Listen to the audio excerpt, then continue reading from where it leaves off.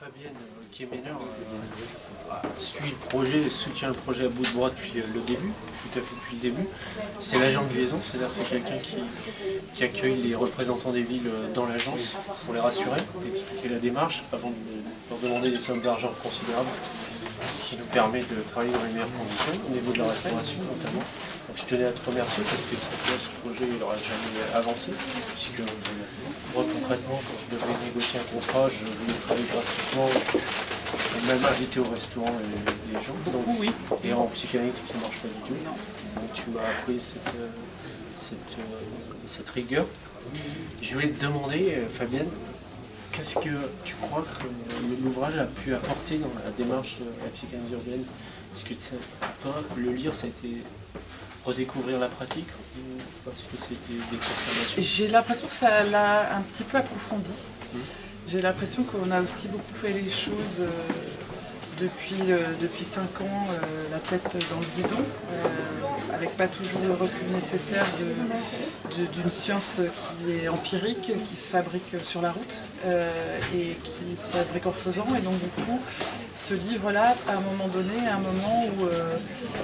qui permet de creuser, qui permet d'approfondir, qui permet de se poser les questions de la démarche, de la questionner et du coup de aussi montrer l'humain qu'il y a derrière tout ça, avec toute la fragilité qu'il y a derrière tout ça, le fait que c'est une science humaine. Donc voilà, je trouve qu'il apporte ça, ce regard-là. D'accord, et tu imagines qu'il puisse avoir d'autres ouvrages de psychanalyse urbaine par la suite? Oui, moi je pense que Freud a écrit les 5 leçons, et après il a écrit plein d'autres livres. Il y a plusieurs approches possibles de ça, il y a plusieurs choses à détailler. Il y a le regard de Charles Altorfer qui apporte sa vision d'urbaniste enchanteur, qui lui aussi a eu son propre ressenti, son propre vécu, son propre parcours aussi dans cette histoire-là. Donc lui, je pense qu'il aura certainement à un moment donné envie aussi même s'il n'a pas commencé un petit peu à réfléchir à ça, ça l'a déclenché aussi certainement là-dessus. Et voilà, et puis surtout les cas, les villes traversées, les territoires traversés, à chaque fois apprennent des nouvelles choses. Oui. Il y a souvent eu des découvertes qui se sont faites parce que c'était ici et pas ailleurs, et donc du coup, j'espère en tout cas que la boucle n'est pas bouclée, qu'il y aura des nouvelles découvertes à faire. Bien sûr, on espère tous ici améliorer la science, multiplier le nombre de cas et tout s'ouvrir vers l'étranger. S'ouvrir vers l'étranger, peut-être que ce sera une des pistes de la suite aussi, c'est ça.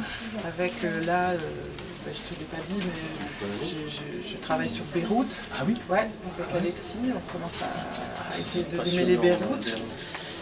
Voilà, il y a certainement des pistes. Puis de toute façon, on a un rendez-vous quand même à New York. Donc, D'ailleurs, à ce propos, au niveau du rendez-vous, il faut quand même signaler que contrairement à ce qui a été écrit ici ou là, le rendez-vous c'est pas en 2012, c'est déjà passé, puis c'était juste après la fin du monde. Bah oui. Alors ça aurait été une catastrophe. Une catastrophe. De présenter Un les résultats, fiasco. puisque personne ne l'aurait vu. non. Donc on a reporté de 5 ans. On a reporté de 5 ans, on en profite parce que de toute façon c'est vrai qu'on était un petit peu à la bourre sur la psychanalyse du monde entier, et puis de toute façon je pense que c'est quelque chose, on ira là-bas et on travaillera en route, on réunira des experts, il y aura certainement Moi des je veux choses. dire que l'idée c'est quand même d'aller à New York présenter les travaux devant le siège de l'ONU, d'y aller en paquebot, mais en paquebot solaire, sans utilisation de fuel. Ouais. Peut-être en ramant un peu aussi, Peut-être avec des voiles. avec des voiles. Mais des voiles en forme d'éolienne. Et profiter du voyage qui a peut-être duré 3 semaines, 2-3 mois, c'est pas encore, de peaufiner. Peaufiner, Le discours. réunir tout un tas de spécialistes aussi. Peaufiner. L'essentiel sera là. La matière sera là, mais on peaufinera avec des experts venus du monde entier. Du monde entier, représentants par continent peut-être, des architectes, des urbanistes, qui vont avec nous réfléchir à cette question-là. Voilà, donc on vous donne rendez-vous donc le 24 décembre 2017, je pense que ça va être un mercredi ou un jeudi, à 23h. Devant le siège de l'ONU. Oui. D'ailleurs, il y aura un vin chaud qui sera proposé à toute l'assistance. Donc venez nombreux. Parce que c'est quand même un moment de l'année à New York, il fait quand même froid, mais il y aura des couvertures chauffantes, mais avec Des bras zéro. Des bras zéro. des bras zéro, mais alimentés avec du bois solaire. On va vivre encore plus la planète, et il y aura du vin chaud. Et on essaiera de mettre les gens serrés les uns contre les autres. Alors, bien montrer que et puis il faudra que j'envoie ma fiche technique aussi à l'ONU. Donc je pense leur demander des bancs quand même, qui se débordent, qu'ils fassent un effort. qu'ils fassent un petit effort. Une prise. Une prise de banc. Et une tribune en bois.